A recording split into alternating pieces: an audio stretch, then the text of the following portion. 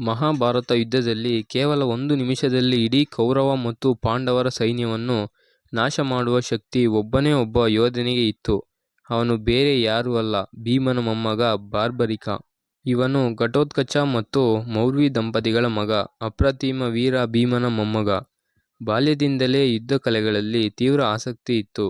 ತಾಯಿಯಿಂದ ಯುದ್ಧ ತರಬೇತಿ ಪಡೆದಿದ್ದನು. ಬಾರ್ಬರಿಕನು ಶಿವನನ್ನು ಕುರಿತು ಘೋರ ತಪಸ್ಸು ಮಾಡುತ್ತಾನೆ. ಶಿವನು ಪ್ರತ್ಯಕ್ಷನಾಗಿ ಅವನಿಗೆ 3 ಬಾಣಗಳು ಮತ್ತು ಧನಸ್ಸನ್ನು ನೀಡುತ್ತಾನೆ. ಈ 3 ಬಾಣಗಳ ಶಕ್ತಿ ಏನೆಂದರೆ, ಮೊದಲನೇ ಬಾಣ, ಈ ಬಾಣವನ್ನು ಬಿಟ್ಟರೆ ಅದು ಬಾರ್ಬರಿಕನು ಯಾರನ್ನು ಕೊಲ್ಲಬೇಕು ಆ ಶತ್ರುಗಳನ್ನೆಲ್ಲ ಗುರುತು ಮಾಡಿ ವಾಪಸ್ ಬರುತ್ತದೆ.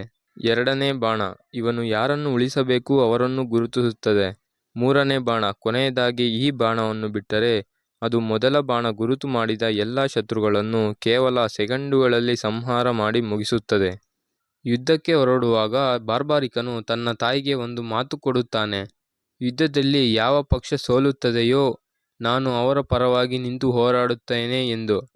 ಕುರುಕ್ಷೇತ್ರ ಯುದ್ಧ ಆರಂಭವಾದಾಗ ಬಾರ್ಬರಿಕನು ತನ್ನ ನೀಲಿ ಕುದುರೆಯನ್ನೇರಿ ಕೇವಲ 3 ಬಾಣಗಳೊಂದಿಗೆ ಯುದ್ಧಭೂಮಿಗೆ ಹೊರಟ. ಬಾರ್ಬರಿಕನ ಶಕ್ತಿ ಮತ್ತು ಅವನು ತಾಯಿಗೆ ಕೊಟ್ಟ ಮಾತು ಶ್ರೀಕೃಷ್ಣನಿಗೆ ಗೊತ್ತಿರುತ್ತದೆ. ಪಾಂಡವರ ಸೈನ್ಯ ದೊಡ್ಡದಿದೆ, ಹಾಗಾಗಿ ಕೌರವರು ಸೋಲುವುದು ಖಚಿತ. ಕೌರವರು ಸೋಲಲು ಆರಂಭಿಸಿದರೆ ಬಾರ್ಬರಿಕ ಕೌರವರ ಪರವಾಗಿ ನಿಲ್ಲುತ್ತಾನೆ ಆಗ ಎಂದು ಶ್ರೀಕೃಷ್ಣ ಯೋಚಿಸುತ್ತಾನೆ. ಶ್ರೀಕೃಷ್ಣನು ಒಬ್ಬ ಬ್ರಾಹ್ಮಣ ವೇಷ ಧರಿಸಿ ಬಾರ್ಬರಿಕನನ್ನು ದಾರಿಯಲ್ಲಿ ತಡೆಯುತ್ತಾನೆ.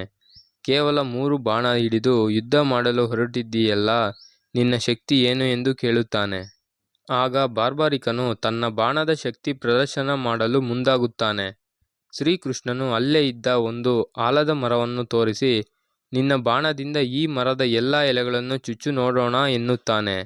ಬಾರ್ಬರಿಕನು ಮೊದಲನೇ ಬಾಣ ಬಿಡುತ್ತಾನೆ. ಅದು ಮರದ ಎಲ್ಲ ಎಲೆಗಳನ್ನು ಚುಚ್ಚುತ್ತದೆ. ಶ್ರೀಕೃಷ್ಣನು ರಹಸ್ಯವಾಗಿ ಒಂದು ಎಲೆಯನ್ನು ತನ್ನ ಕಾಲಿನ ಕೆಳಗೆ ಇಡುತ್ತಾನೆ. ಆ ಬಾಣವು ಶ್ರೀಕೃಷ್ಣನ ಕಾಲಿನ ಸುತ್ತಲೂ ಆರಂಭಿಸುತ್ತದೆ.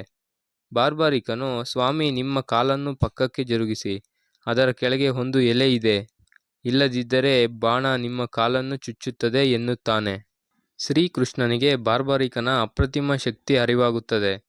ಬಾರ್ಬರಿಕನಿಗೆ ಯುದ್ಧದಲ್ಲಿ ಭಾಗವಹಿಸಲು ಬಿಟ್ಟರೆ ಧರ್ಮದ ಸಂಸ್ಥಾಪನೆ ಸಾಧ್ಯವಿಲ್ಲ ಎಂದು ಅರಿತ ಶ್ರೀಕೃಷ್ಣನು, ನನಗೆ ನೀನು ಒಂದು ದಾನ ಕೊಡಬೇಕು ಎಂದು ಕೇಳುತ್ತಾನೆ. ಬಾರ್ಬರಿಕನು, ಕೇಳಿ ಮಹಾತ್ಮರೇ ಎಂದು ಹೇಳುತ್ತಾನೆ. ಶ್ರೀಕೃಷ್ಣನು ಬಾರ್ಬರಿಕನ ಶಿರವನ್ನು ದಾನವಾಗಿ ಕೇಳುತ್ತಾನೆ. ತಕ್ಷಣವೇ ಬಾರ್ಬರಿಕನಿಗೆ ಇವರು ಸಾಮಾನ್ಯ ಬ್ರಾಹ್ಮಣರಲ್ಲ ಎಂದು ಅರಿವಾಗಿ ತನ್ನ ನಿಜರೂಪ ತೋರಿಸಲು ಕೇಳುತ್ತಾನೆ. ಆಗ ಶ್ರೀಕೃಷ್ಣನು ತನ್ನ ದಿವ್ಯ ರೂಪವನ್ನು ಪ್ರದರ್ಶಿಸುತ್ತಾನೆ. ಬಾರ್ಬರಿಕನು ತನ್ನ ತಲೆಯನ್ನು ಕತ್ತರಿಸಿಕೊಡಲು ಒಪ್ಪುತ್ತಾನೆ. ಆದರೆ ಒಂದು ಆಸೆ ಇಡುತ್ತಾನೆ, ದೇವರೇ, ನನಗೆ ಇಡೀ ಮಹಾಭಾರತ ಯುದ್ಧವನ್ನು ಕಣ್ಣಾರೆ ನೋಡಬೇಕು ಎಂದು. ಶ್ರೀಕೃಷ್ಣನು ಹಾಗೆ ಆಗಲಿ ಎಂದು ವರ ನೀಡಿದನು. ಅವನ ತಲೆಯನ್ನು ಯುದ್ಧಭೂಮಿಯ ಪಕ್ಕದಲ್ಲಿ ಒಂದು ಎತ್ತರದ ಬೆಟ್ಟದ ಮೇಲೆ ಇಡುತ್ತಾನೆ. ಅಲ್ಲಿಂದ ಬಾರ್ಬರಿಕನ ಕತ್ತರಿಸಿದ ತಲೆಯು ಇಡೀ 18 ದಿನಗಳ ಯುದ್ಧವನ್ನು ವೀಕ್ಷಿಸುತ್ತದೆ.